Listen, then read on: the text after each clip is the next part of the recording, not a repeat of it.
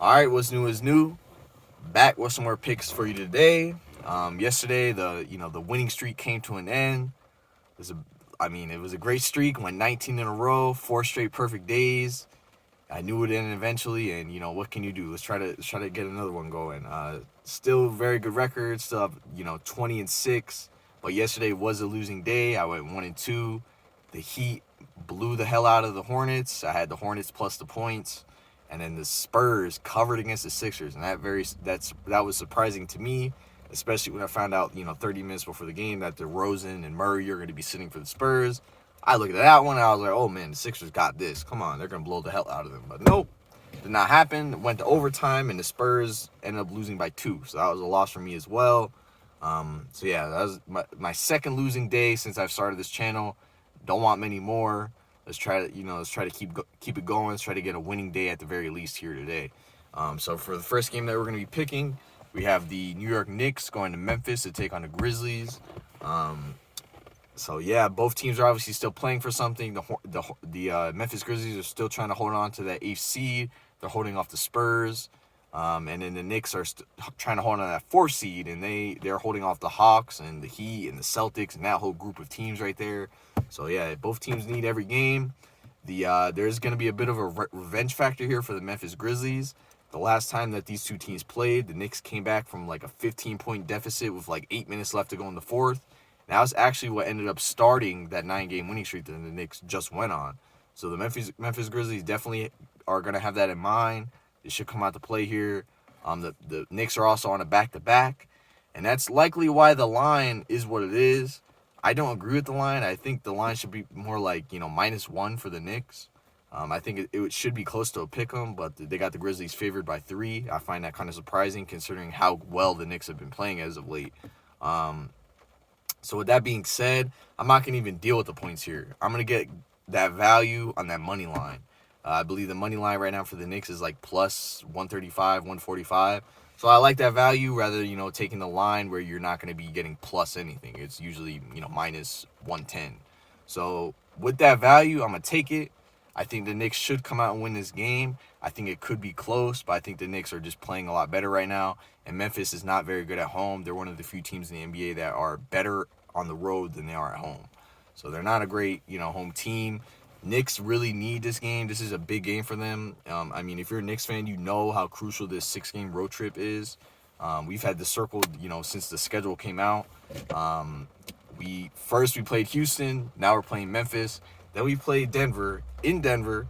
Then we played Phoenix at Phoenix. Then we played the Clippers. Then we played the Lakers, all on the road. So we need to at least go 500. That's been the goal when it comes to the fans. That's what we've set for the team. We need to go 500 to keep our 4th seed. So this is a crucial game for us. We need this one. So I think the Knicks should come out here and play, and I think they should win. I think it will be close, but I'm gonna take the money line just for the value. We'll see what happens. And then next game we're gonna have the Washington Wizards taking on the Pacers. The Washington Wizards will be at home, and the line is currently -4. I'm gonna pick up a 1.5. No, wait, no, I'm sorry. The line is actually -5, and I'm gonna pick up a whole point, I should say, and I'm gonna make it -4 for the Wizards. This is just a case of the hotter team. The Wizards have been winning almost damn near every game that they've played. They love beating teams that are either on the same level as them or below them. The Pacers are probably right now currently a little bit below them with all the injuries that they have.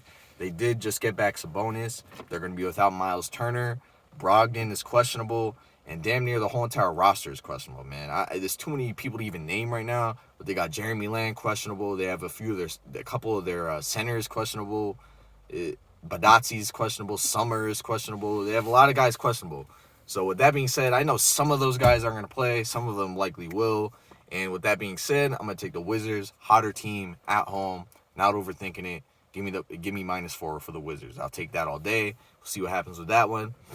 And then next we have the Golden State Warriors taking on the Pelicans. Pelicans will be at home.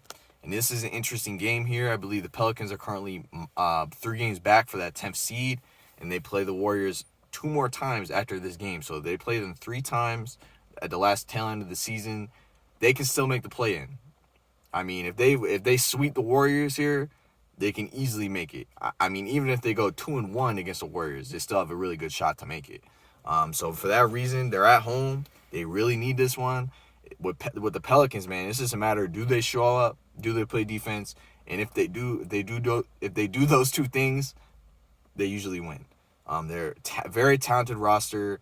I really don't understand how the record's this bad. I mean, I'm sure some of the blame can go on Stan Van Gundy, who's currently the coach for them. But yeah, man, I really don't get how their record's so poor. They have such a talented team, man. So I think they should start to set it straight here. And honestly, I know we would all love to see Curry in the playoffs, in the play-in. I think that'd be very fun to watch. I hope the Warriors still make it and the Pelicans make it. That's personally what I hope to happen, because I do want to see Zion in the playoffs. I mean, or the play-in. I want to see him play meaningful games. So for that, currently the line is minus 2.5 for the Pelicans. I'm going to pick up a half of a point here and make it -2 for the Pelicans. And that'll be my pick here. I think that they should get this one.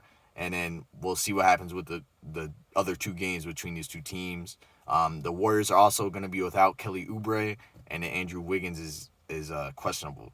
So, I mean, if Kelly Oubre is not playing and then if Wiggins sits, I mean, it's basically just a Steph Curry show at that point. I mean, obviously you still have Draymond, but he's not looking to score at all. So what are the Warriors going to be doing on offense? You know what I'm saying? That's really the question at that point. And even if Wiggins plays, I'm still feeling pretty good about the Pelicans winning. They need this game, so I think they should come out to play. They're at home. I like it. So we're going to go with the Pelicans -2. That will be my pick there.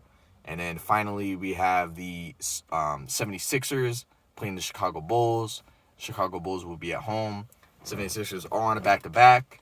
The line is currently -6, but I took it when it was -5. So my pick's going to be the 76ers -5. And it's as simple as this. 76ers, I know they kind of let me down yesterday by not blowing out the Spurs without DeRozan and Murray. But this one, they got to take care of, man. They need that number 1 seed. We've already went over that. That would be major for them to get home court advantage for the majority of the playoffs. They will love that number 1 seed. Still got a lot to play for here. I think they should take care of business versus the Bulls that are pretty much out of it at this point. Don't really have much incentive to win. Zach LaVine is questionable. No, Zach LaVine is unlikely to play, so he's doubtful. And then you have Vucevic, who's questionable. So, I mean, you have a possibility of neither of those guys playing. And at that point, that should be cookies for the 76ers.